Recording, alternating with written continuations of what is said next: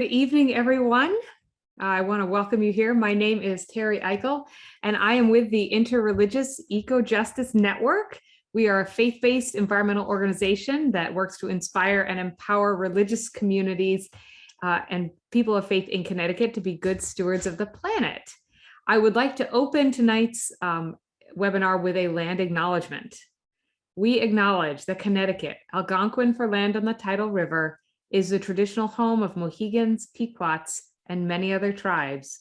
We are grateful for our Native people's care for their home and will strive to preserve it for the next 7 generations.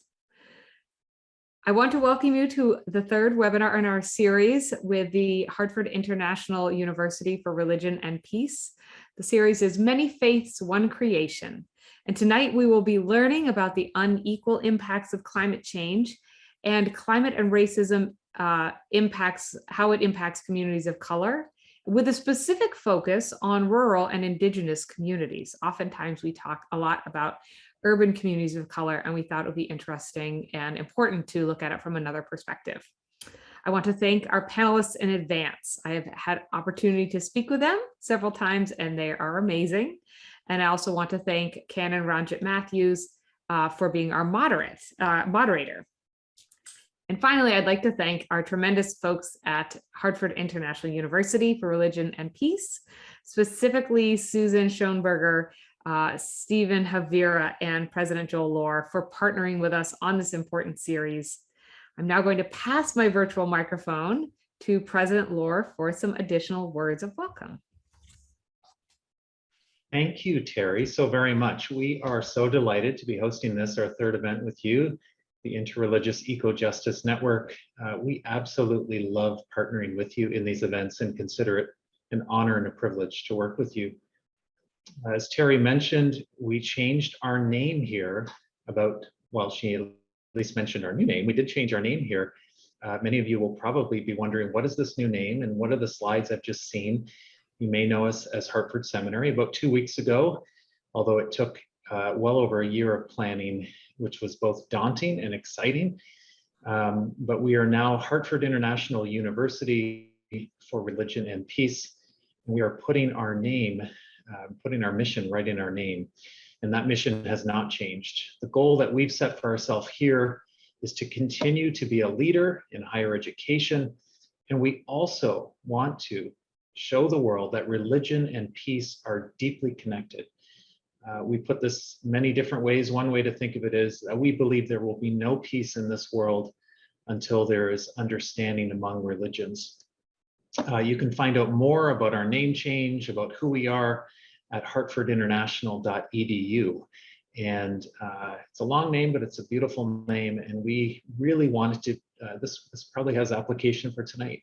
We really wanted to be reminded at every turn, at every step, every time we think about ourselves and say the words Hartford International, that we are both local and yet we are international. We're a community here and we are a global community. And so these words are really important to us. I'd like to thank Terry for all of her hard work in organizing this event, the third in our collaborative series, Many Faiths, One Creation. I'd also like to thank the Reverend Tom Carr and Lynn Fulkerson, who have been such an important part of the planning team. So thank you so very much. And now I'll turn back to Terry to introduce our moderator. Great, thank you so much. Yes, so I would like to introduce our moderator, Canon Ranjit Matthews. I actually met him in 2018 when we were planning a forum on offshore wind and renewable energy at the church where he was a rector of St. James in New London. And under his leadership, St. James developed a really strong green ministry team that has undertaken many positive steps, such as divesting from fossil fuels and installing solar panels on the parsonage. But however, in September, after serving that church really well and faithfully, Ranjit started a new position with the Episcopal Church of Connecticut as the Canon for Mission Advocacy, Racial Justice, and Reconciliation. He works with parish and diocesan leadership to make real God's realm of justice, love, and peace, with a focus on the Episcopal Church's commitment to dismantle racism and white supremacy in our nation and in our church. So welcome Ranjit, welcome Reverend Durley, welcome Dr. LBC. It's great to have you. Thank you so much, Terry, for such a wonderful and kind introduction and wonderful introduction to this space. I am delighted to be here with you as moderator. My pronouns are he and him, and I am truly delighted to be with our esteemed panelists, the Reverend Dr. Gerald Durley and Dr. Jihan Elbisi. Folks, as we move through a space, and I say good evening, good morning, good afternoon, wherever you might be across the globe. As we move through these webinars, undoubtedly alongside Hartford International University for Religion and Peace and the Interreligious Eco-Justice Network, I want us to just be reminded that as we learn, as we are educated, I know myself, and maybe for so many others who are gathered here, that we remember that as we educate ourselves and as we learn, we move also with the spirit of reflective action. That that wherever we might be in terms of privilege and communities of disproportionate power, that we leverage our education and what we know towards action. So many folks have said in few words that this is indeed an existential crisis. So then that begs the question of, if this is an existential crisis, why don't we bring an existential toolkit to the reality of that which has come before us, and which is the devastation that climate change has wrought upon us. So with that said, I want to introduce Dr. Jihan Elbisi. Dr. Elbisi has earned this said doctorate from the University of Massachusetts at Amherst, and has an advanced graduate summer program certificate in the study of conflict zones and transformation from the SIT Graduate School in Brattleboro, Vermont. She also served on the faculty as an adjunct professor, teaching multicultural education at the Neag Graduate School of Education at the University of Connecticut at Storrs.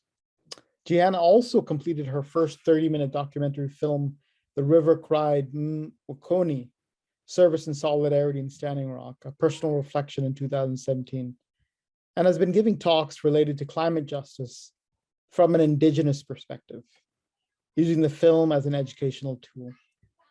Her second film, Reflections, is an interview with Lenny Foster and is currently airing on San Francisco Public Television. We are wonderfully gifted, my friends, to have Dr. Jihan Elbisi with us. And without further ado, Dr. Elbisi, please go ahead. Thank you so much, Reverend Matthews. I really appreciate the introduction. I want to just go headlong into it because of time, but I'd like to say I'm profoundly honored to be here and to meet all of you. I'm very humbled that you've included me in the conversation. I'm deeply appreciative. I feel especially honored to be present with Reverend Gerald Durley. So thank you so much.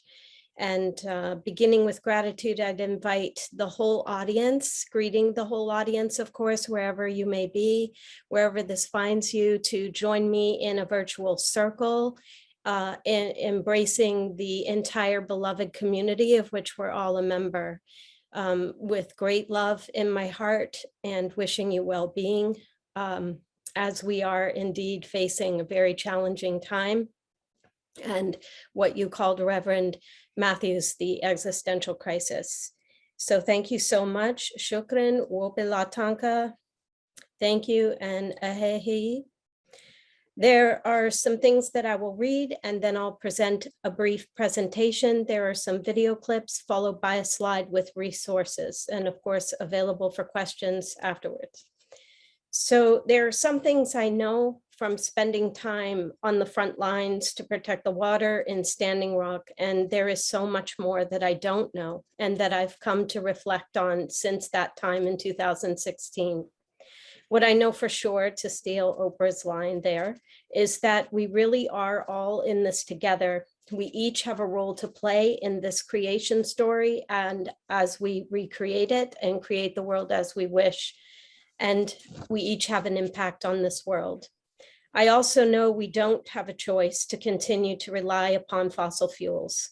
I'm more now than ever aware of the complications and the surreal challenges we are faced with in transition to renewable sources of energy, while solar, wind, and other green economies and energy sources are still dependent on the fossil fuel industry. I know deeply from my personal experience with highly militarized police aggression toward prayerful and nonviolent civil disobedience and prayer camps, and whether you pray to the Father, the Son, the Holy Spirit, Jesus, Mother Mary, Allah, the Great Spirit, I have a working definition of prayer. Prayer to me is an energetic, benevolent transmission of electrically conductive information and ether that effectively creates change in the observable and material plane. So I believe in the power of prayer, and I know that prayer works. And I know that from the experiences I had in Standing Rock and coming home, where situations changed, I feel deeply because of faith and prayer, and moved in a nonviolent direction. So I hope you can join me as we move from a more dogmatic and overly constrained religious institutional practices toward responsive, culturally respectful ways of worshiping and serving humanity together, coming to terms with our common experience of being human. Because there's so little time and there's so much to share, I'm going to go through the slides quite quickly, and always reachable for more information. And with that, I'm going to move into sharing my screen.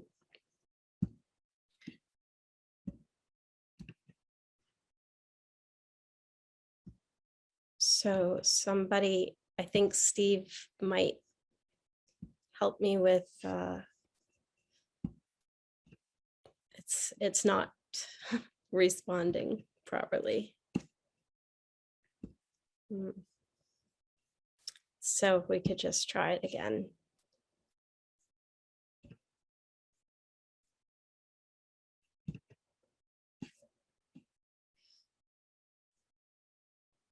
I don't know if you can hear me, Steve, but I'm having trouble, sorry.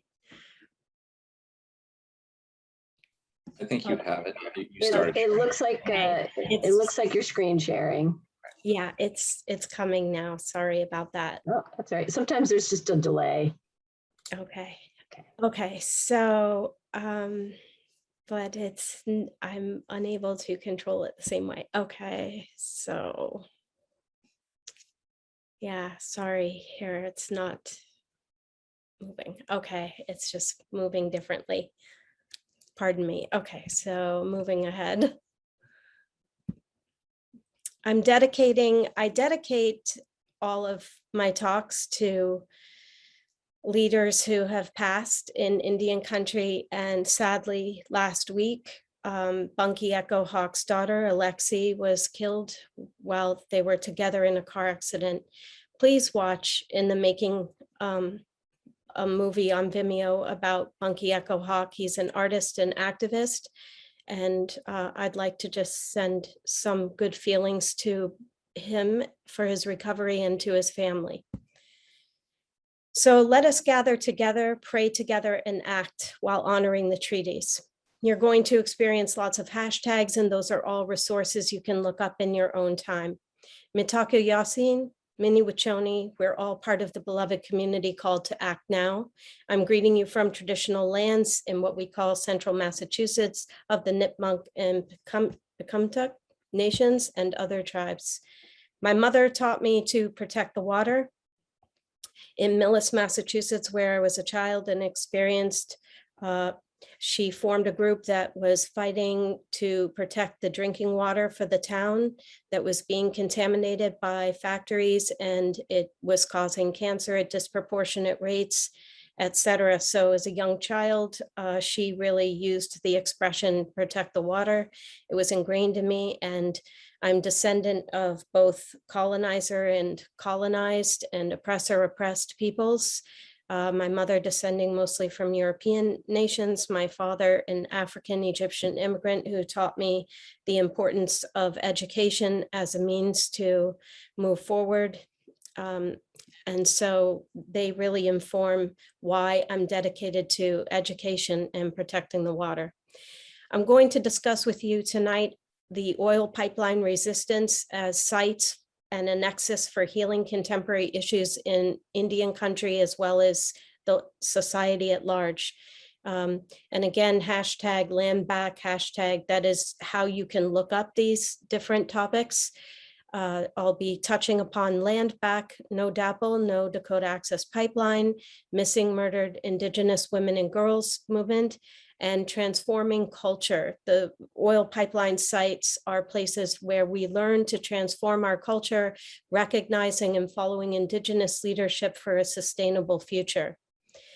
Settler colonial context is essential in understanding the history and the role of churches historically, going back to the doctrine of discovery and how this nation was founded and rooted in the papal bulls and doctrine of discovery.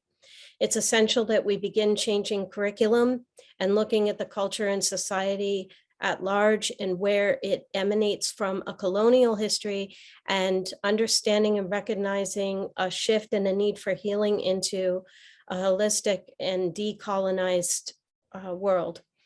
The residential boarding school genocide is also a topic of great interest to me.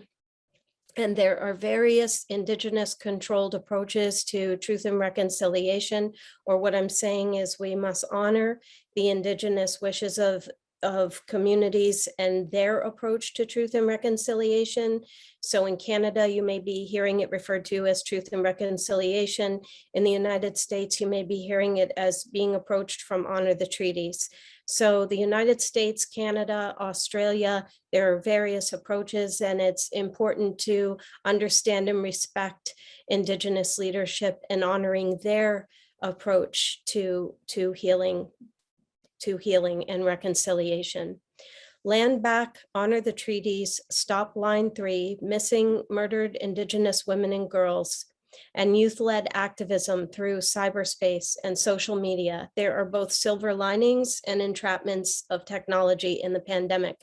Because in the pandemic, of course, we're being conditioned to have social distancing. So how do we come together? And with a sea of misinformation and all various types of manipulation that goes on, it's important to recognize also that the youth are very savvy with technology and they are leading the movements, and it's important to listen to their leadership as well. So what action can we take? Well, we're all in transition from fossil fuels now into a sustainable or renewable energy future. So I look at this in various levels and ways that we can act now. So for the purpose of this talk, I'll discuss 3 levels we may engage in change in society. In change of consciousness within ourselves and within our community, and action, and how these interact with and inform one another. So the 3 levels, beginning with the personal changes. So diet for a small planet, for example, and I'm not promoting veganism, there are meat eaters, but consciousness around how we obtain what we eat, how much we eat, what we eat, where we eat, supporting local farmers and farm markets and economies, reducing, reusing, recycling, anti-consumerism, and consciousness, examining the thought of our bodies as the earth or representative of the earth, and what we all have inside ourselves as consciousness, determining we know when we're putting things into our bodies that are toward our demise, and we know the things that we put into the earth that could cause our collective demise. So consciousness on a personal level is one way we can enact change immediately. And another level would be community action. So what groups do I belong to, and what stance are they taking to be prepared to serve? Churches as places of sanctuary, schools as shelters, So for example, during the COVID emergency, the most vulnerable communities are always the poorest communities and homeless people, etc. So schools were sometimes used as places for shelter. So what is our humanitarian response? Is it coming from love, or is it a fear-based response? And these are all questions and ways that we can choose to act in ways that honor our humanity. And in terms of global action, that next tier might be global, political, or international, looking at local, state governmental leaders. Who do we elect and why, and what are their stances on the emergencies that we're faced with now and going forward, NGOs, et cetera, and religious leaders. So I'll give you some pointed examples of areas that I'm looking at. The Pope, for example, Pope Francis has been engaged in lots of humanitarian work and has not offered a formal apology for the boarding schools and has agreed to enter into dialogue with Indigenous leaders going forward and later this year, and looking for an apology because, as we know, when there's an egregious affront, apology takes us to the next step, and we don't really have time to wait, because while we can't rush our healing, we have to begin healing, and it will play a prominent role in this process once formal apologies are made for the boarding school genocide. In the state of Massachusetts, we have a Genocide Education Act, and it requires further input, in my opinion, for including Indigenous education and history as part of that act, and including the Holocaust, the Native American Holocaust, as a genocide. I view it that way and define it that way as an educator. Also, there's action right now for the Free Leonard Peltier campaign going forward and asking the Biden administration for clemency, and a powerful organization that one can approach and submit proposals or get involved with is the National Congress of American Indians and the International Indian Treaty Council, and some of the work that I did with Lenny Foster, his work with the American Indian Movement. He's working, there are clemency meetings taking place, I believe, in November so work with political prisoners, et cetera. So how do we respond internationally to climate crisis created migration patterns and refugee emergencies? These are conversations that we'll be taking later with the IREJN. So thank you for having that conversation. I personally come from the place where we've got to examine the rigidity that we have around our immigration laws, and because we're all going to be facing climate emergencies. So how might we be welcoming people as they have to flee, because this could be us? So how do we open up safely in the face of these emergencies? So recreating human policies for shared security, love over fear-based responses, community policing and restorative justice, respecting cultural identities, and also transcending identities for solution, action, and solidarity. Now I'm going to jump into a series of video clips. They're about 30 seconds to a minute a piece. The first is protecting earth and resources at a front line in Virginia. So this is just to give you a glimpse into the way you might encounter movement or resistance at the front lines. And the first one is in Virginia, and then it will move into, I believe, 2 clips to help you better understand the Stop Line 3 movement in Minnesota. Oh, sorry.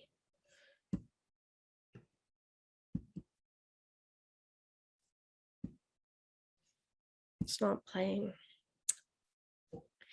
So that's too bad. I'm not sure why, but I'm disappointed because they're important. So I've never had that happen before. Sorry, audience.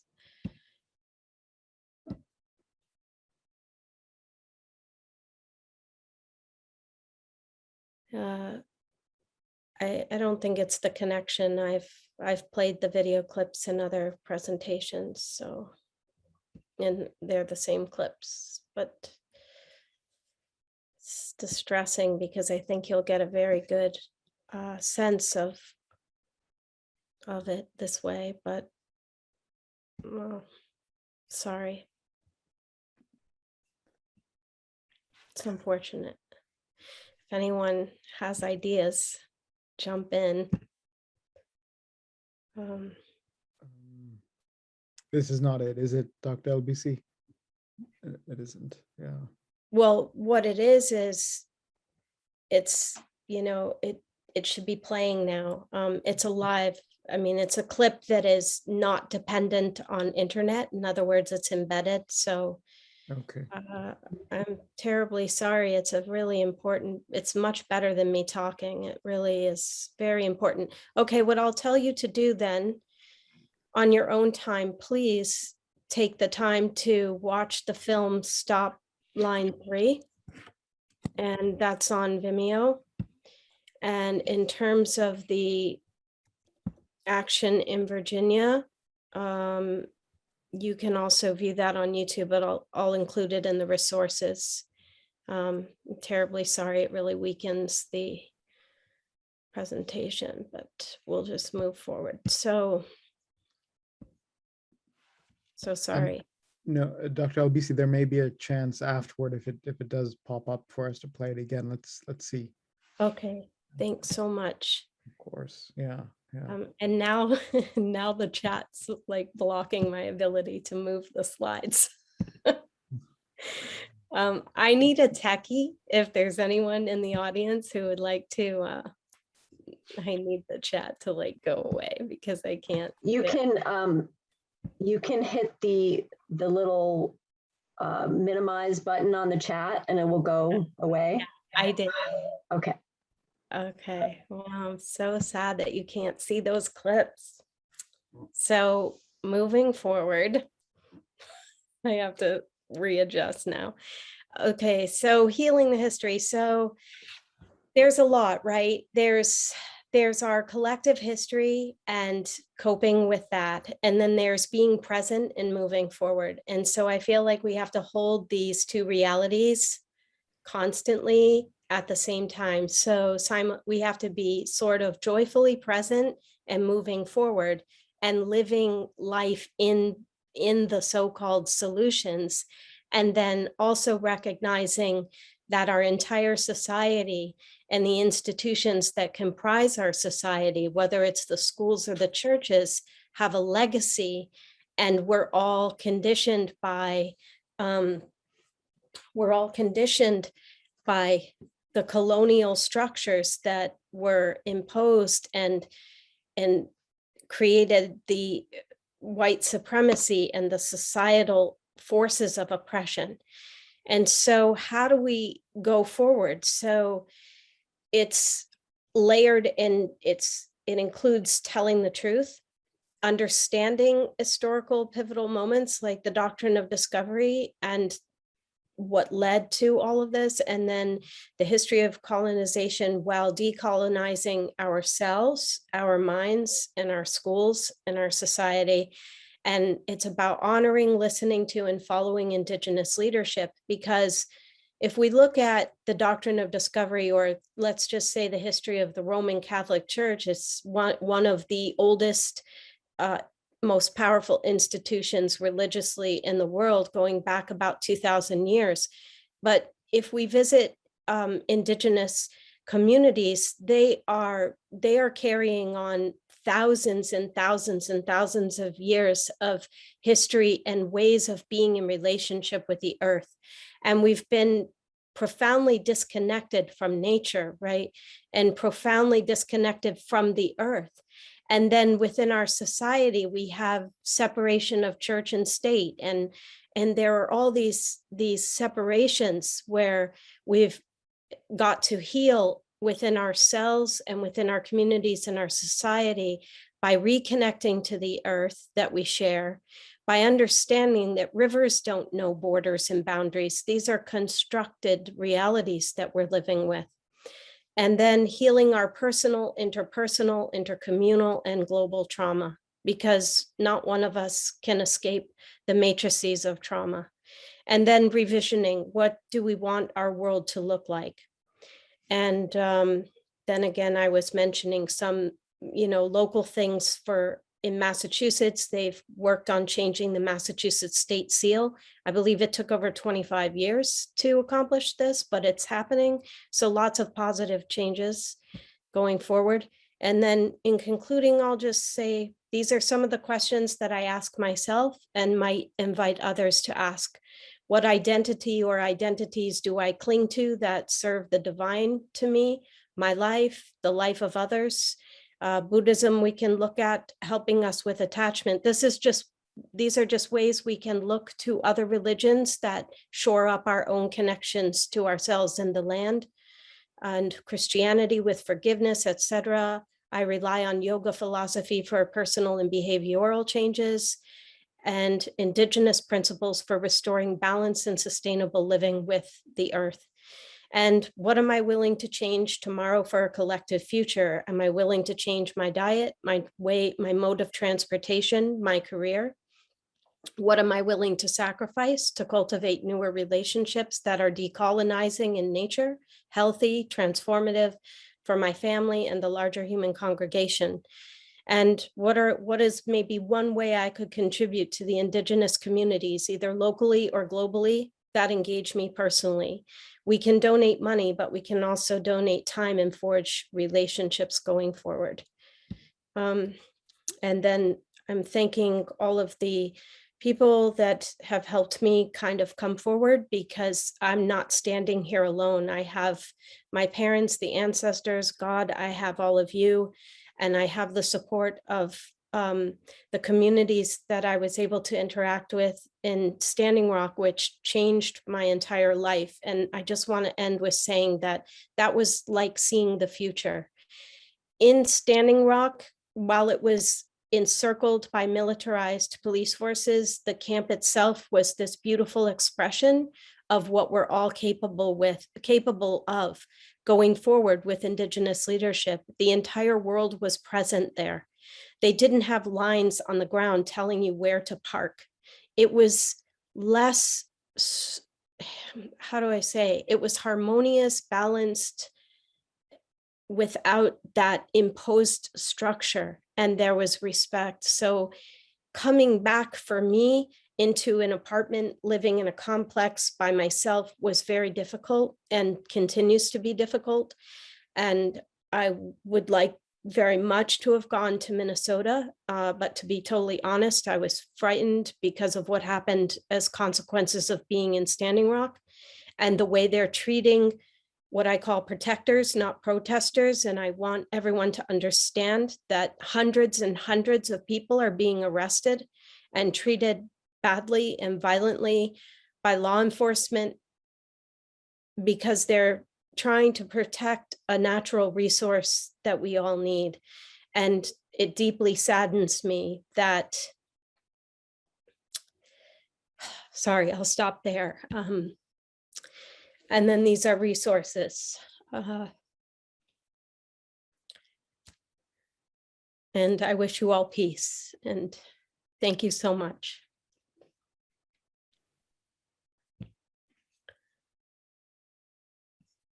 Dr. LBC, peace. I'm so sorry that I couldn't share the video clips with you, because it's important to me that you be able to experience the heart and mind and the people themselves. I feel very honored to speak for the Indigenous water protectors, but I prefer that you be able to hear from them yourselves. I mean, hear from them directly and see and experience what water protection is prayerfully, the water ceremonies, the people. So I'm struggling with that not working. But thank you very much for allowing me the time to share what I could. Dr. LBC, just peace and Just thank you so much for that profound sharing. And I feel what we need to do is just honor a space of some quiet, just to honor what you've shared with all of us, and also hope maybe a little bit later on, Dr. LBC, we can also share that clip as we also honor folks who stand with you from the Indigenous perspective, and maybe we can also work through that, and maybe there'll be a space where we can also share that. But just deep peace, and just thank you for that profound sharing. Folks, this webinar, of course, is called, it's called Unequal Impact, right? And climate and environmental racism in a warming world. But it's so deep and profound that we name it Unequal Impact.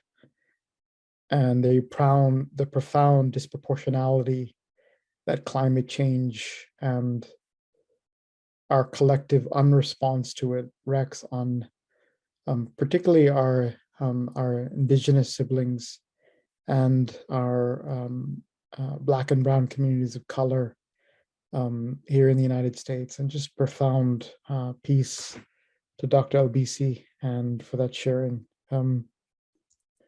As we now move through that space, folks, as you have listened, have heard, I would invite you again to take all that Dr. LBC has shared, and then if there are questions that are bubbling up for you from your heart, from your body, from your mind, I would invite you to just share that in the Q&A or in the chat, or however you may find. And myself and Terry Eichel and I will come together after we hear from Reverend Dr. Gerald Durley, and we would come and offer space where we can do a back and forth in terms of question and answer and response. So please take that time to share a question that you might have for Dr. LBC and Dr. Durley also. And now, as we just take a moment just to move, I want to honor Dr. LBC and also now offer space to Dr. Gerald Durley and just share a little bit about, again, our another esteemed panelist. The Reverend Dr. Gerald Durley was born in Wichita, Kansas, and he grew up in California and graduated from high school in Denver, Colorado. So he's been certainly all throughout the country. But he chose to leave the West and venture south to Tennessee State University in Nashville, Tennessee, where, in a very deep sense, he got very involved with the civil rights movement back in the 1960s, which I think, and I can't say exactly, but I would imagine was deeply critical and important for him. After some time in West Africa, serving as the first Peace Corps volunteer and part of a cohort that went to Nigeria, West Africa, he then traveled to Switzerland, where he did some postgraduate studies at the University of Neuchâtel. And then when he returned to the United States, Dr. Durley enrolled in Northern Illinois University, where, and I would imagine so deeply impacted by his life, his time with the civil rights efforts in the 1960s, he got so deeply involved with the struggle for human dignity and did a master's degree in community and mental health, furthered by a doctorate degree in urban education and psychology from the University of Massachusetts, and then a master's degree from Howard University. Dr. Durley is now the former pastor of Providence Missionary Baptist Church, where he served for 25 years, and is currently so deeply involved as the chairperson of Interfaith Power and Light. Dr. Durley speaks to many different issues, but he has become even more moved, certainly by what is happening in this country and across the world around climate change, and the ways in which his active movement and participation in the civil rights era, which continues to this day, actively connects to the climate change movement that is happening here in the US and more broadly in the world. So again, folks, I'm so delighted that we can have Dr. Durley join us here from his home in Atlanta, Georgia, to offer us some time educating us and helping us move on this journey to be a part of being a part of the climate change, stopping the climate change, which has become such a reality in our country. So Dr. Durley, without further ado, I just want to invite you on as a panelist.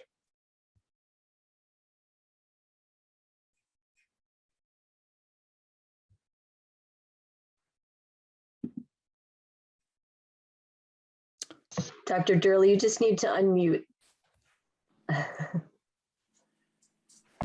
I think I'm all right now. Thank you so much, Canon, Ranjit, Matthew. But before I start, let me say this to Dr. Jihan Elbisi. You have nothing to be ashamed of. You touched each one of us where we needed to be touched. A lot of times technology can move in and try to upset what you already had planned. But I think the way that you analyzed it, the way that you presented it, and then at the end to wrap it up, and we might not have seen the water programs, we might not have seen the videos, but we felt it from your spirit. Mm-hmm. And that's what makes this movement so profound, when we can move from the spirit, the very essence of our being, to reach out and touch somebody. We're living in a world now where we don't touch. But believe this, and I know how you'll feel, because you get out and speak and you get home and you say, oh, what did I do? Why did it work? Was it Stephen's fault? It was no one's fault. It allowed you to touch each of us. So don't leave, as I sometimes used to do, and say, if I had done this, how did it mess? No, you did not. And I'm just proud to be on a panel with you tonight. I thank President Lohr for his welcoming us, and even the change to peace and religion and peace, because we realize that if anything is to occur to make change, we've got to move in that manner. So I thank you so much. I cannot say enough when Teresa Eichel called me. I wondered, what would she call me about? What could I say? What could I talk about? And I wondered, would I have anything to say with this distinguished panel and those who've been in the battle and the struggle so much to mitigate climate change? And I thought about the importance of when we come together and when we share. I believe that tonight is a Kairos moment. It is not a Chronos moment. It is a Kairos moment where everything is divinely inspired by an almighty deity that is greater than any of us. A moment in time that we happen to be here as a panelist in Hartford International University is there with all of its synergism. And you, the participant, there is no accident that we're here at this time in a virtual webinar. And I think it has the energy, and Dr. Jihan was talking about it earlier, to move into something that's so important, action. Too often we come to seminars and we read the statistical analysis and we don't leave change at all. Seminars like this, that's what's being presented, should bring some about a change. We're here to learn, to organize, to strategize, and most of all, to mobilize, to face and defeat the challenges of climate conditions, which are wreaking havoc all over the world, not just here in America, not just in poor communities, but all over the world. I'm very humbled that I was even thought worthy enough to come and speak to you and share my views and thoughts on how climate change is impacting rural communities and communities of color. I am personally the least likely person to be on this panel. I should never be here speaking with you tonight. Many of you have been involved in the climate movement, the conservationist movement, working in waterways, but not me. My entire life, most of it was around climate change, was around civil rights and around human rights. What did I know when a lady came up to me about 9 years ago and she began to speak strange words into my spirit, words like carbon dioxide reduction, greenhouse gases, fracking, ocean pollution, melting glaciers, wildfires, hurricanes, floods, droughts, sea life extinction, bleached corals, food deserts, massive migrations. These were all foreign to me. This was not in my vocabulary. I was not concerned about that. That was not on my radar. my ideal for life and survival was what was going in the community that I was called to serve. I was making no connection between what was going on in Selma, Alabama and Birmingham, Alabama, and all of the kind of racism that was instituted in all those years, the denial of voting and where we could buy a house. Why would I be concerned now about a polar bear who couldn't get to another glacier? I was not enthusiastic about it. I wondered the people who were talking to me about conservation and environment. I wonder, were they really concerned about people? Or were they just rich enough, privileged enough to say, well, we can do this. I'll go to school, then I'll go out and I'll study forest preservation. I wondered, did they understand what was really going on?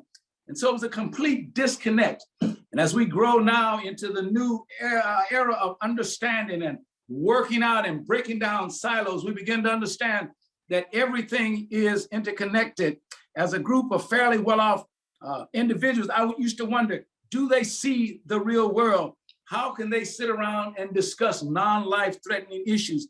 I question whether they really were involved in day-to-day challenges that the average American was facing.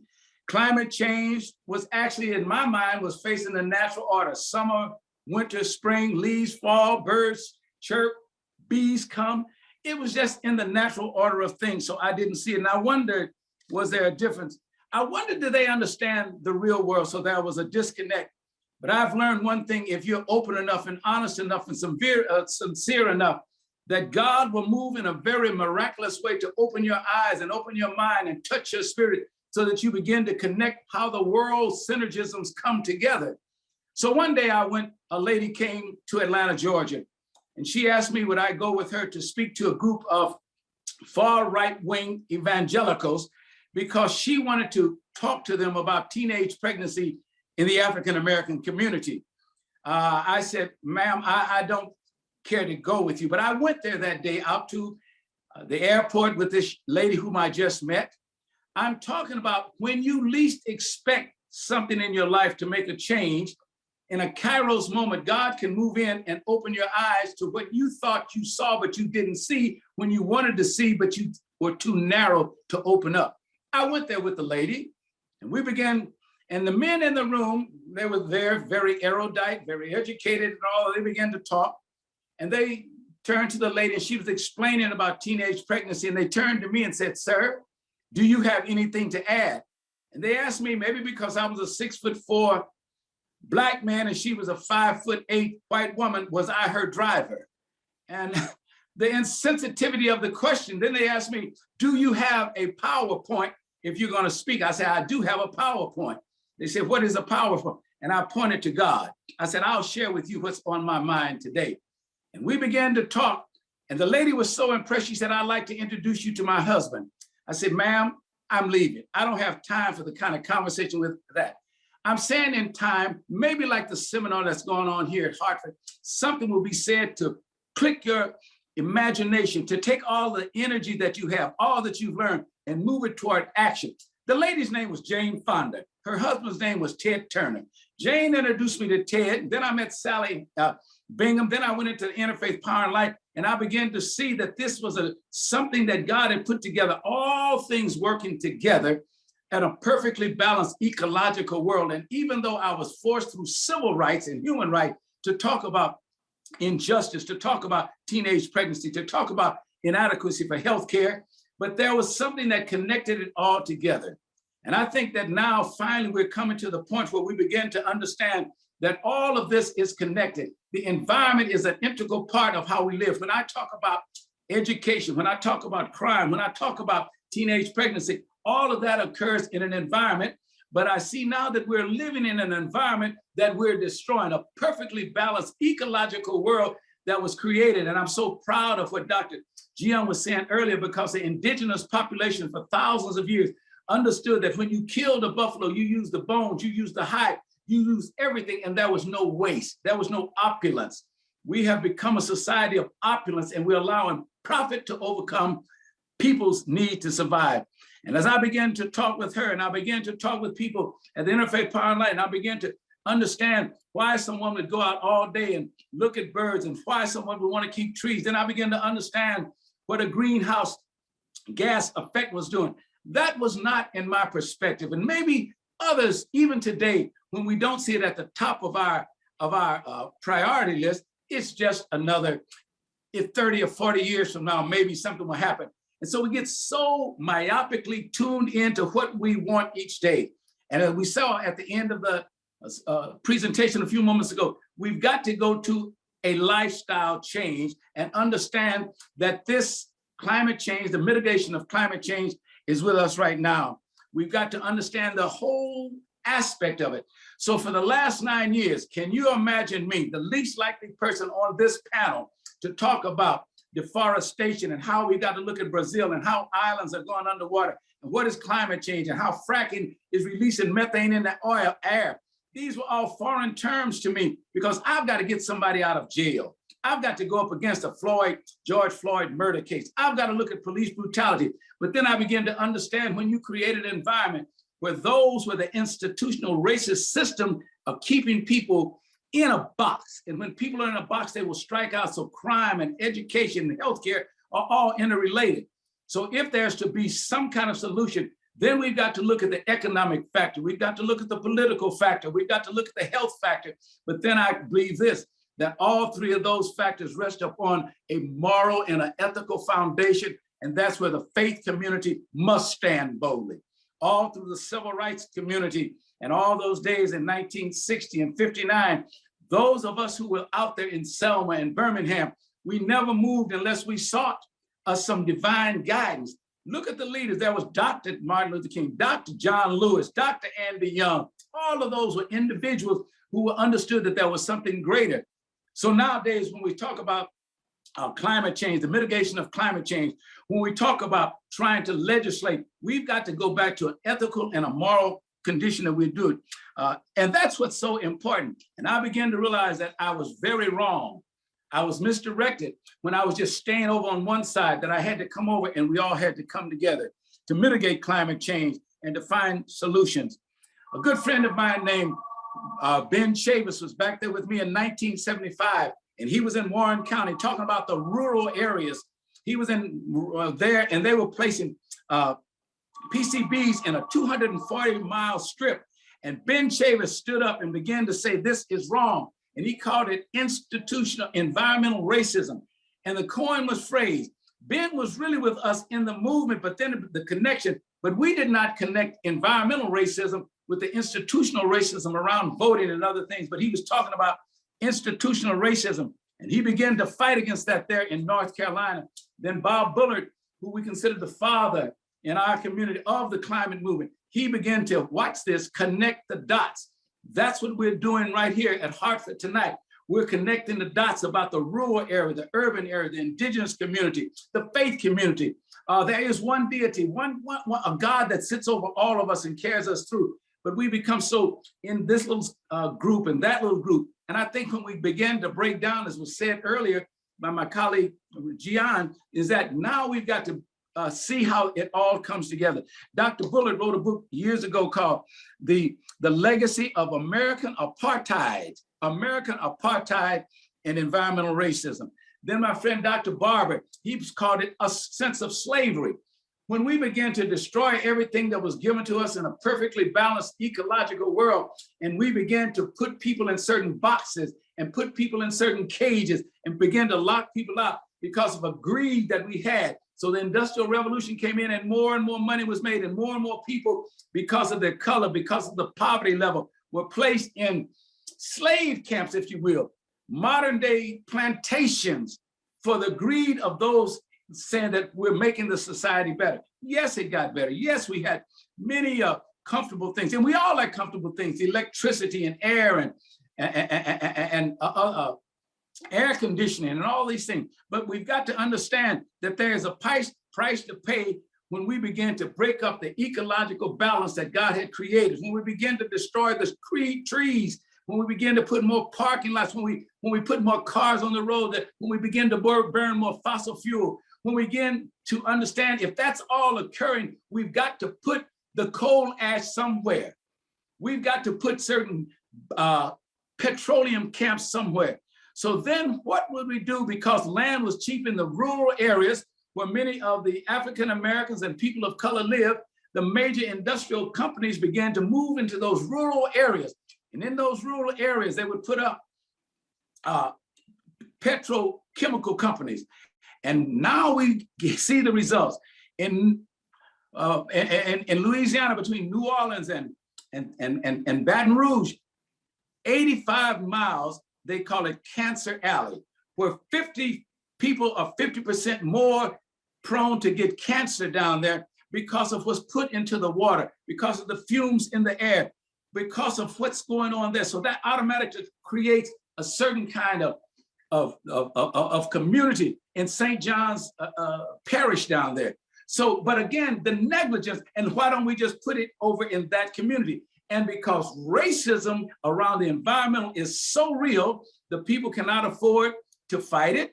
They cannot afford the lobbyists to change. They cannot afford to move from that community. So a company comes in and gives them some jobs, giving them $2 an hour, and they're just glad to have a job right there, but the children are dying early. Asthma is at an all-time rate. Cancer is at an all-time high. So the educational, the economical, the health, and the employment are factors that negatively, disproportionately impact people in rural areas because companies can come in, buy that land, and the rural communities cannot fight against that because they lack the political power. What we're doing even now, and so many of you on this line, whether it's out at Flat Rock or Standing Rock, we're understanding that we've got to, first of all, organize, educate, pull people together, and let them understand that you do have a voice. But fear sometimes is so rampant. And in communities of color, where fear was real, I felt so much fear in 1960 when I went to jail over 20 times. I was fearful every day, but the cause is greater than the fear. And we say in the Christian tradition, God did not give us the power of fear, but of a sound mind and of a stable heart so that we can face those conditions. So now we've got to go into those communities, as many of you are, and not feel weak or faint. Another thing, when I got into the movement some years ago, I met some of the most intelligent people, some of the brightest people, some of the wealthiest people I have ever met, but they were the dullest people I've ever met. They were just dull. I mean, they weren't excited. They weren't enthusiastic.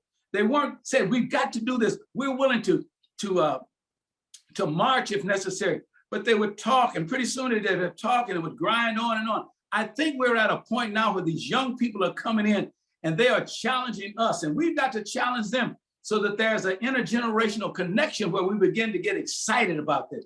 I am so excited now when I see the civil rights movement, the human rights movement coming together with the environmental and the conservationist movement, because we have the same agenda. What is that agenda? The agenda is to live up to the constitutional rights that all of us are created equal and that we have equal access in a democratic society. That is being challenged by how votes are going to redline certain districts, because they'll redline a district and take lands from here. So we've got to understand. Now I understand the combination of the environmental movement with voter suppression and how redlining comes back and how loans and businesses are squelched. Now I see how God can come together, how they can come into a community when it's in a rural area and put waste dumps. I'm a part of the American Rivers Keeper on the advisory board of, and we went down into North Carolina, Eastern North Carolina. When you talk about the vividness of environmental racism, and in that area, all the hog farmers were digging up and killing the hogs and putting them in open pits and not covering them up. And the hog waste would go down into the subterranean level of the soil and into the water, all in a 90% African-American community. The stench was unbelievable. The diseases that occurred were unbelievable. And the rivers that created a certain amount of money for them, they were all flooded. These are the kinds of things that we've got to speak out against every day, because there is a system in place. There was something that they said in the old days, they call it LULU, L-U-L-U, where they would come in, locally unwanted land use. They call it, and so the people in the area, the privileged few, would take those poor communities of color and lock them over there with your waste dumps, with the water pollution, with the stream pollution, and all kinds of diseases. Coal ash was horrible, where they put almost 2 tons in some rivers around in rural areas, and brain damage became very, very apparent. When you go down into Florida, down into the Everglades, a rural area where many of the people were there, but every year they burned the sugar cane. And what they labeled it is called black snow. It's the burning that comes from burning everything but the sugarcane crops in that rural area. So it's exacerbated the immune systems and the asthma system. And when you go into South Carolina, when you go into the Burlington industry, and I believe we need to call out some of these companies right now who are trying to do this, not to put them on frontline. We're fighting in frontline communities. And so I think we have to, when you go to Uniontown, Alabama, what, 1 billion tons of coal ash was put into the Tennessee River. Then we all know about Flint, Michigan, but it's kind of a breaking news story. What we've got to do now, and I encourage all of you to join with Hartford International University and those on this call to join in and not just watch and listen to breaking news story. There's something must be done after the breaking news. After the breaking news, we then must come together as we're doing now, learn what we can, organize, strategize, mobilize, and then it's in the action that we get involved. When you look at, these are the kinds of things that we must do. So when I look for the solutions of it now. It's one thing to talk about all of the sadness. It's one thing to talk about it's sober power, and it's another thing that they're not going to do anything in Glasgow. They've put away the Paris treaties. We can understand all of that.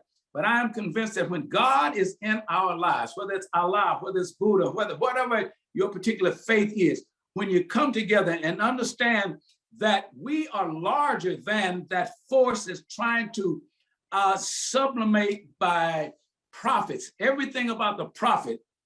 And I'm so thankful now that in the automobile industry, where now they're moving toward electric cars and they're moving toward other kinds of alternative energy, solar and wind, we now must join forces. Faith and religion they've never been incongruent. We work along with faith. When we pray for people to be healed, we thank God that the doctors have gone to school and that they've learned. So when the medical profession comes together with the faith community, and so in the environmental community, when they make certain kind of projection. I've coined a phrase, President Roy, Laura, if you're still on the phone or who's ever here, we're in the middle of a pandemic. It's a pandemic. And in a pandemic, we're learning to wear masks. We're social distancing. We're washing our hands. We've even taken vaccines now. Some are taking the booster shot. That's what we're doing to fight the vaccine, to fight this pandemic. But I've coined a phrase called the Climademic. The Climademic will come after the pandemic. There is no vaccine for a Climademic. There is no vaccine when you've torn down all of the trees down in the Amazon area. There is no vaccine when you constantly pollute the air because of our carbon emissions from our cars and fracking. And there is no vaccine against a wildfire or a hurricane. So what we've got to do is prevention before the real climademic takes over from the pandemic. So tonight, as we've listened, as we've learned, and the other panelists who've been there, if we can come together and realize that, first of all, we've got to understand that we live in a system that's controlled by money and business. So we've got to deal with whatever means necessary with the business community, from whether it might be a civil disobedience, it might be boycott, it might be disinvestment of businesses that are still continuing to pollute our God's perfectly balanced ecological world. So when we come together, first organizing and then looking at the legislative process and understanding that we can live on this world in peace. The indigenous people understood this. They used everything that that God provided, and they lived in peace until we came in with a certain mentality to destroy that. I think now it's come full circle. And that's why I'm so glad now that when we put social capital in, and the organizations that are coming, and the young people who are saying, wait, it's more important for us to learn to live together, for us to live in peace. Dr. King says, when the darkest, we're in a dark period right now. In times when we didn't want to march in Selma and Birmingham, and it was dark and we were afraid. And he would say, the darker the night, the clearer you can see the stars. And you all are stars. So let's go down there and see what's ahead.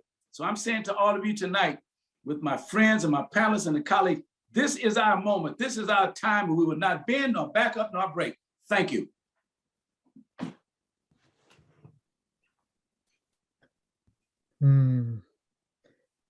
Thank you so much, Dr. Durley. Thank you for all that you've shared, and there's so much you shared, Dr. Durley, with such strength and just such wisdom. And I know I learned a lot, and telling the truth of certainly our country here in the United States. And so just profound thanks to Reverend Dr. Gerald Durley and Dr.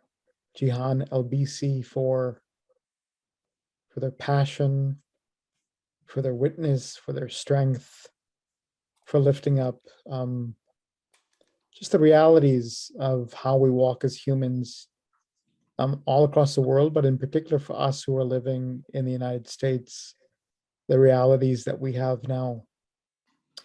I wanna lift up a couple of things now as we move from hearing from our esteemed panelists to now question and answer space. Folks, there are 62 of us who have gathered for this time, 62. And of course, this webinar is called, Unequal Impact, right? And the realities that Dr. LBC and Dr. Durley spoke to. And I can imagine that so many of us who are listening come from communities of faith. And I wonder if they're predominantly communities of faith that happen to be predominantly white. And to invite a space of creative tension here, of how we not look just to listen and hear to voices from marginalized communities, but how that actually helps us to act and not just sit with whatever we've heard, but to really push us.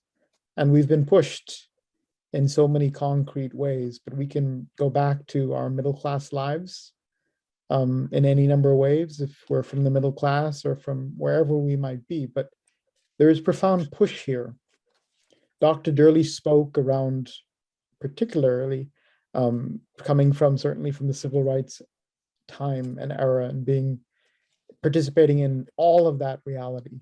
And yet, as both Dr. LBC and Dr. Durley named, corporations and multinational companies are at the forefront of causing so much climate change. And I wonder, as people who profess a faith in the divine, how we move with a sense of political power around this, right? And so a question that I would ask Dr. Durley and Dr. LBC is, we've just named corporations, right? Very emphatically. And I know the Apostle Paul in the Christian tradition talks about principalities.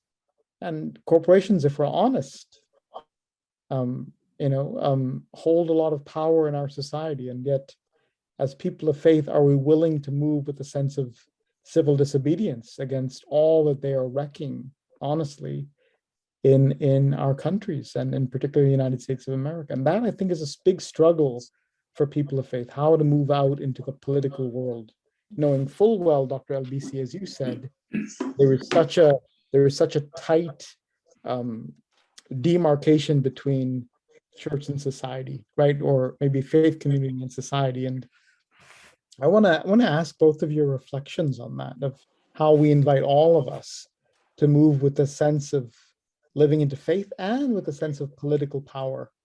Political power, not partisan political power, but political power. Would it be okay with you, Reverend Durley, if I mentioned briefly? So just a couple of things come to mind quickly. That yes, I think that there ought to be conversations. I did encounter at a conference I believe it was an interfaith conference that was hosted by the United Church of Christ congregation in Concord, New Hampshire, where there was a young woman who I believe she had come up from Atlanta, but their whole mission for being present was that they go around to the different faith organizations to discuss financial divestment, which Reverend Hurley mentioned, which is a critical critical aspect of activism in terms of financial divestment. And there are big companies that are making strides toward being sustainable companies. And one, I'm not sure how absolutely aligned they are with protecting the environment, but I believe that Patagonia is an example of a company that is changing the way they do business, so to speak, and the materials they use in creating their products, et cetera. So divestment is very critical, and cross-cultural and cross-organizational conversations critical in bringing down those barriers and the separation of church and state.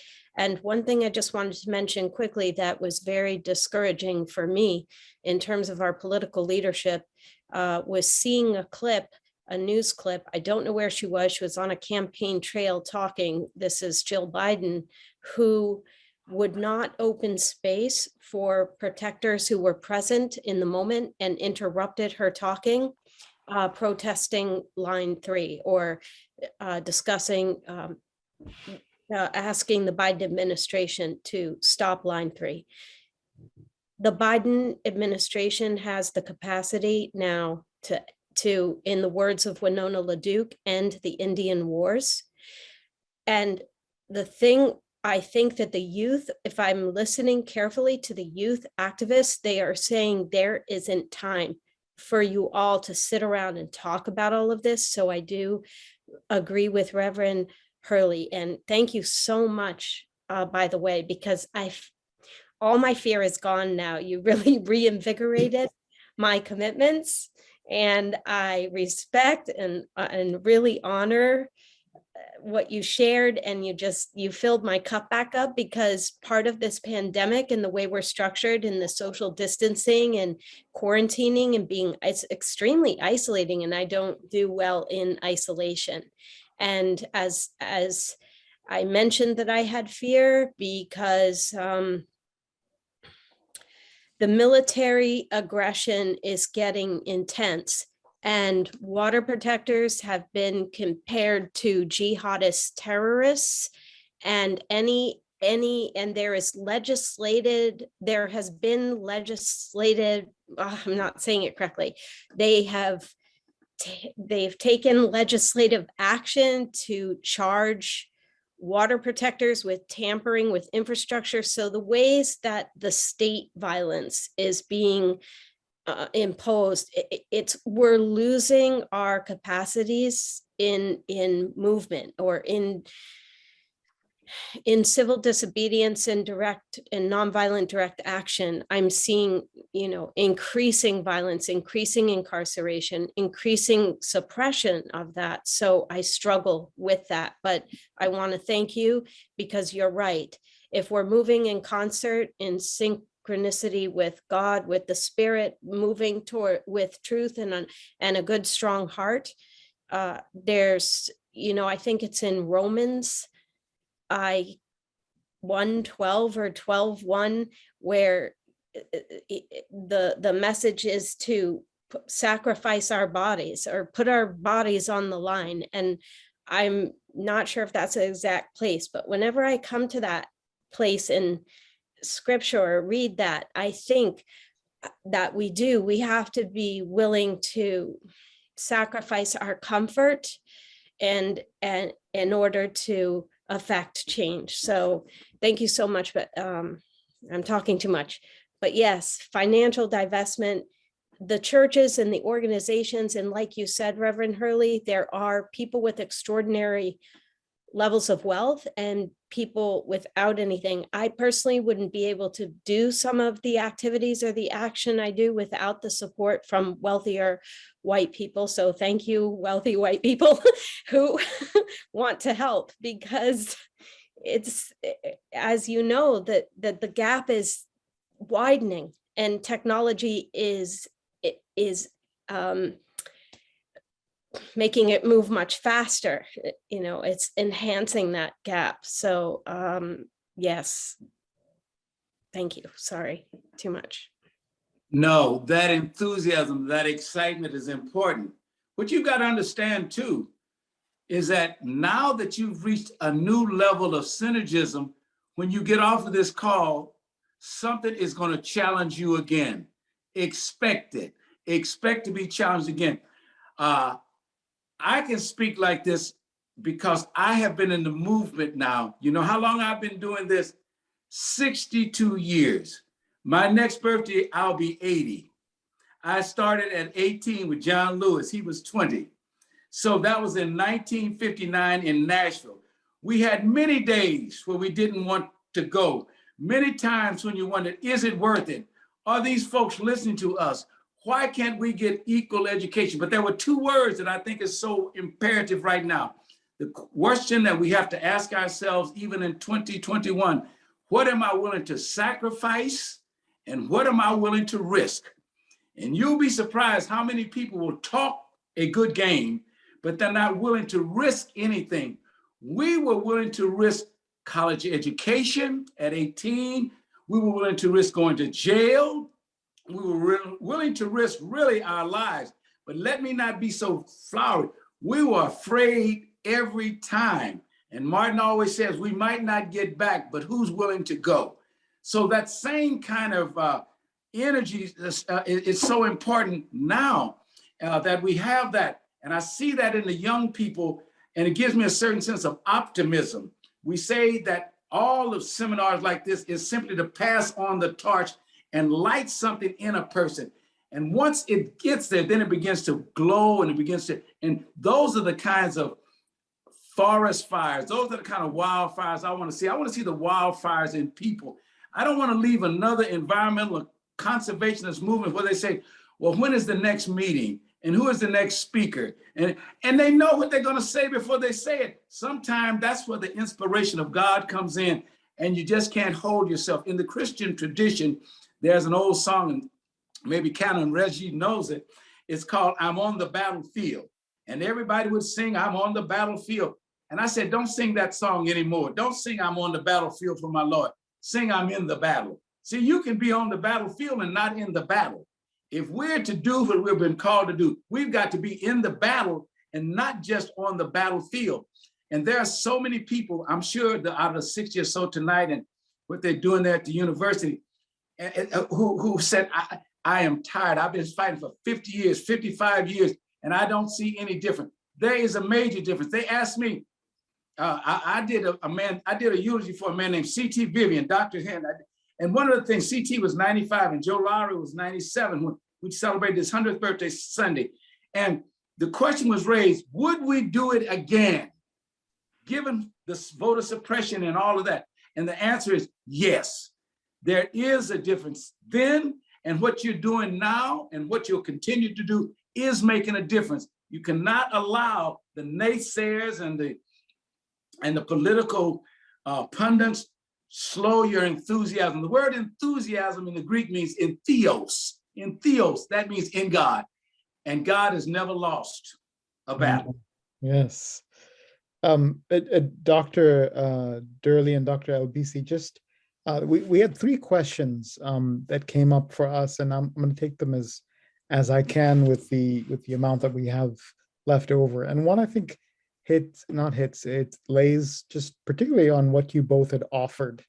And I'll take this, he goes by the name of John. The question goes, as long as the dominant culture of the US equates individual and organizational success with financial success, it will remain challenging and difficult to change the path we are on to destroying our planet. So how can we change this culture? So I'll read it again.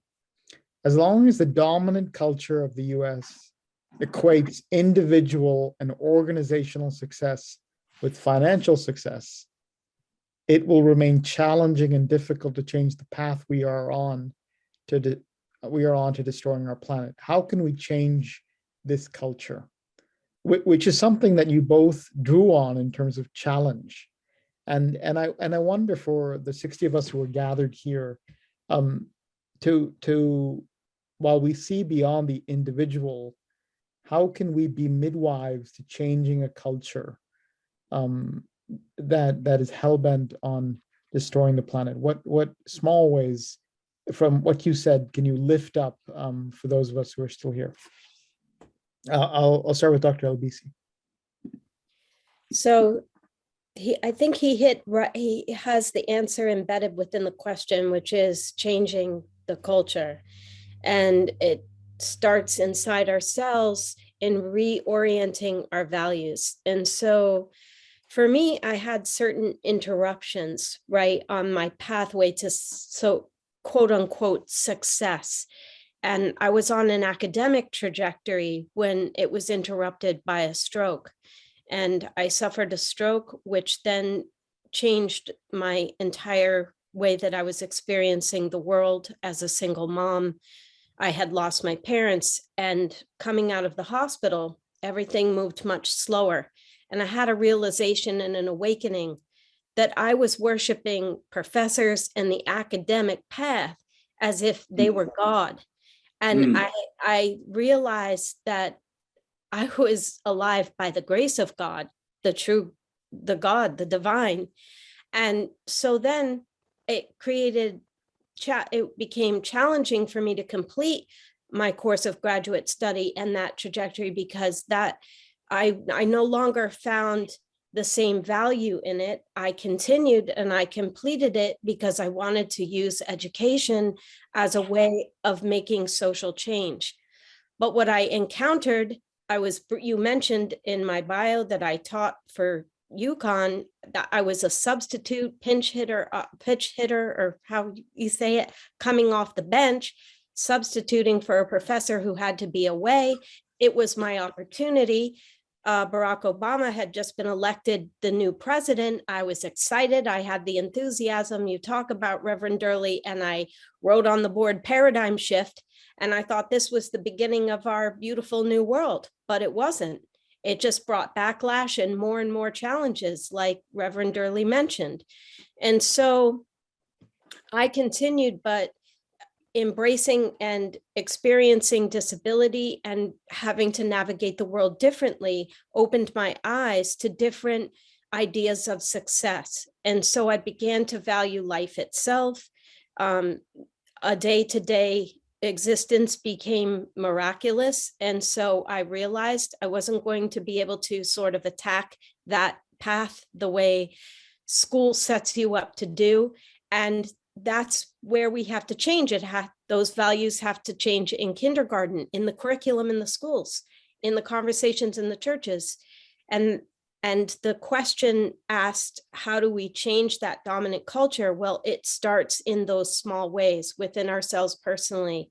So I might view success now in terms of how healthy was my day versus how much money did I make today. I stopped working for money a long time ago. I'm not going to be so romantic about it. It's not easy, and I rely on assistance and help from others, which brought me into embracing the concepts of shared security. And so, like, this idea came, or this metaphor came today earlier.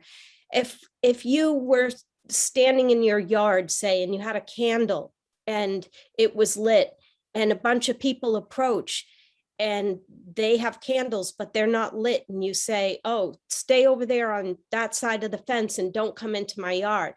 Or do you say, oh, come on over and light that next candle, and then it continues, and then there's more light? So we have to move from this individualistic, egocentric, me, myself, and I, everything for me, how much can I make?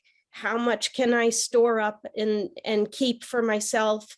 And we just don't have a choice, but we have to share, and we have to share the resources, whether it's food or our home, or we have to put ourselves into uncomfortable positions.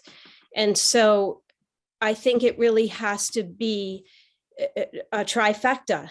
Within the school curriculum, we can start embracing different principles and ideas and notions of success. And we're up against the battleground of Netflix and all the media, the bombardment of media. So the person asking the question, it's an important question. And the only way I can think of it is in terms of our value structures, right? what do we attach, what beliefs do we attach ourselves to, and why? Why do I believe the things I believe? And then transmitting different values as we can. I've been attacked and lost lots of friendships because of the way that I move through the world. You know, not doing it the quote unquote way of success, or why aren't you making more money, and why haven't you become a professor over here, and why didn't you do it that way? So you have to really kind of have the faith that you're living toward the cultural values you would hope will take root in our larger society. I think you summarized it. I'm convinced I had to come up with a philosophy called save only some. I spent a lifetime trying to save that power group, Ranjit, that you talked about. They're going to be there. They're going to be there because in a capitalist system, they're afraid to give up power. And afraid is about fear. And fear is predicated upon ignorance. Ignorance, I didn't say stupidity. Very smart how they keep us fighting each other at a certain level. But fear of losing power, and as long as that structure in that first part of that question that you wrote, as long as they, yes, as long as they maintain that fear, they will stay there. They will not have a spiritual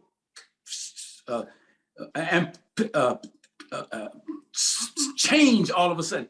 That will be there. So what we've got to do, and I go back to what are we, and I think, Doc, you were really hitting it. What do we need to do to understand what is really important in terms of sacrificing and risk? They are not ready to risk anything nor sacrifice anything. They'll change voting districts. They'll do all of this.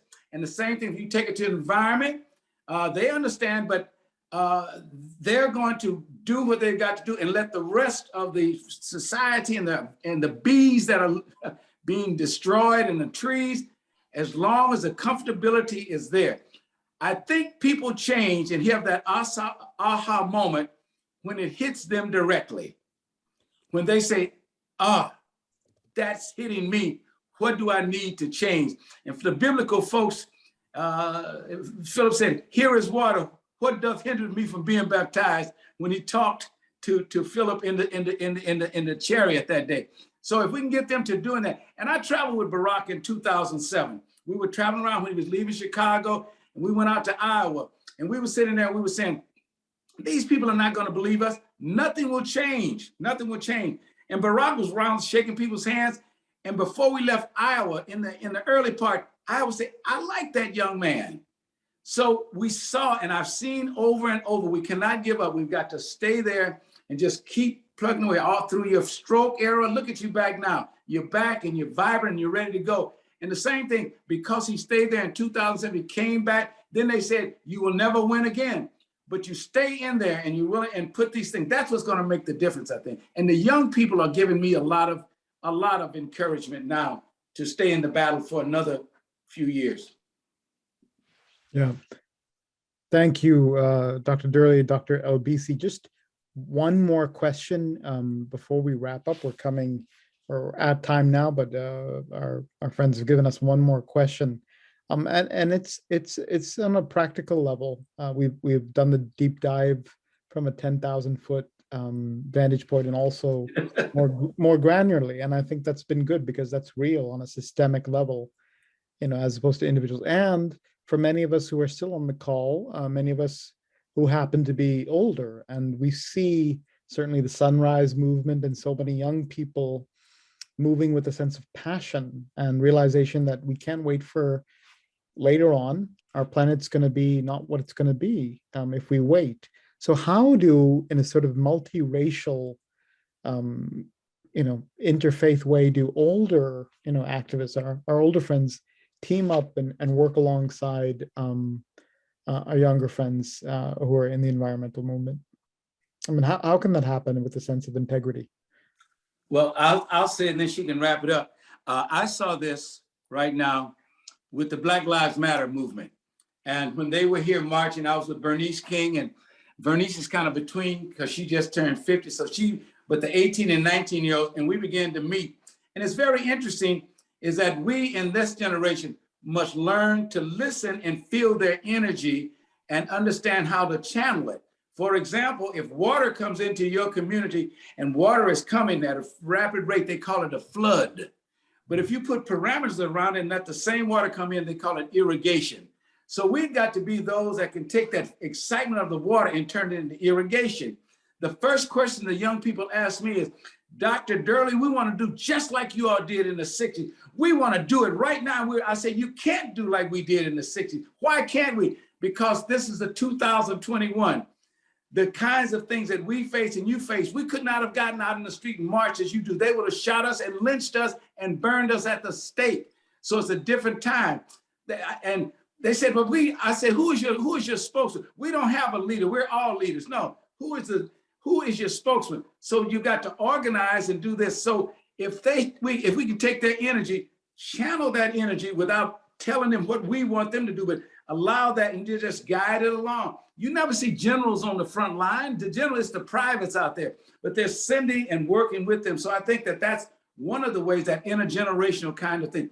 We have the experience, we might have the knowledge, but they've got the energy, the excitement, and willing to say, and they can really sacrifice at this time. That's how I would answer that, is that we open up our ears, open up our minds, open up our hearts, listen to them and suggest. I can't tell my children anything. I can suggest something to them, but they're grown now and they know what they're going to do, how they're going to do it. And I just make a little suggestion, and then they'll come back a little later on and say, wow, Dad, that was a great idea.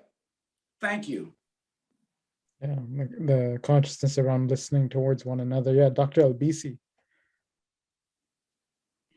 So the thing that I noticed is that there aren't those age demarcations in Indigenous-led movements are very inclusive and intergenerational by cultural value of respecting elders. And I would maybe ask that those who are more senior, that they lend support and encourage the younger people in mentoring and saying, you know, I notice you've done this, so go in this way, and replace some of the hierarchical kind of competitive, energetic ways of moving through movement, because it can't, you know, there's an expression on the far left called, you know, the activist eats activist world. And I didn't find that in Standing Rock. It really,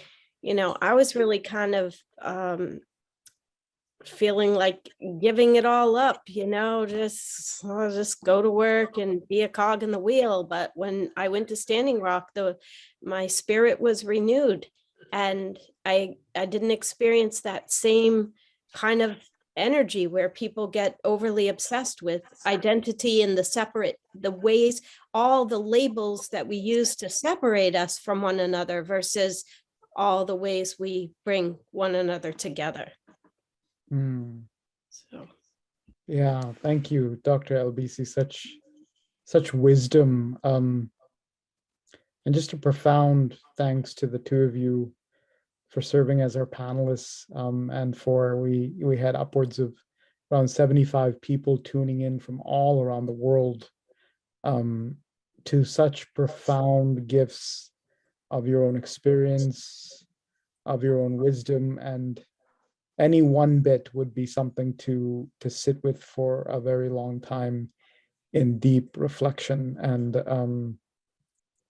it was a lot. And I'm sure, I know all of us who are listening considered it a lot. And I wonder if I can just invite those of us who are still on, that we don't just rush off to our next thing, that we honor what we have heard as we move through the night, taking some time to just let that sink in to our hearts, our bodies, and our minds.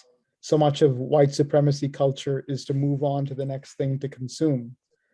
And I think one of the gifts, certainly, of our panelists tonight is to just sit with all the profundity that we heard. So just profound gift from the Hartford University for Religion and Peace, and for the Interreligious Eco-Justice Network. Thank you, Dr. Durley and Dr. LBC, for your time and your gifts. Thank you so much for all of you who have gathered and been with us, and just peace to you. Yes, I just want to thank you so much, everyone, for participating, for our panelists and our moderator, Reverend Durley, Dr. LBC, and Reverend Ranjit. That was just fantastic. And thank you to the Hartford International University for co-hosting with us. And thank you all to all our attendees for coming. This will be recorded. I will send out the link to the recording, as well as links and supportive materials to everyone who's registered. So even if they weren't able to attend tonight, they'll still be able to watch it and check out some of the materials. And please look for our next webinar, which we're aiming for early February, which will be called Climate Change and Migration. Why do people leave the homes they love? So that will be next. Can I make a closing just of 1 second? Yeah. To demonstrate what I mean by sacrifice. When you called me, Teresa, I sacrificed because here in Atlanta, it's the World Series and they've been on for almost 30 minutes. So I'm sacrificing to be here, but it's been a good sacrifice. Thank you so much. Well, thank you.